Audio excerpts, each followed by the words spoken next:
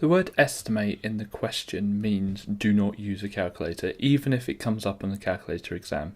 You can use the calculator to check that you've done the calculations correctly, but you should be able to answer the question in full without a calculator. So first thing I notice is we've got this root 27. Well, I don't know what root 27 is without a calculator, but root 27 is pretty much the same as root 25, and I know root 25 is 5. So I'm going to change that for a 5 because I'm rounding it, which is the part of estimate. Right, next one, 3.3. Well, whenever I round to one significant figure, so that's just going to be 3.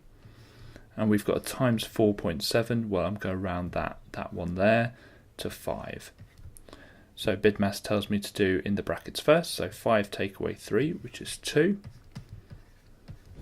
And then 2 times 5 is 10. So the answer is 10.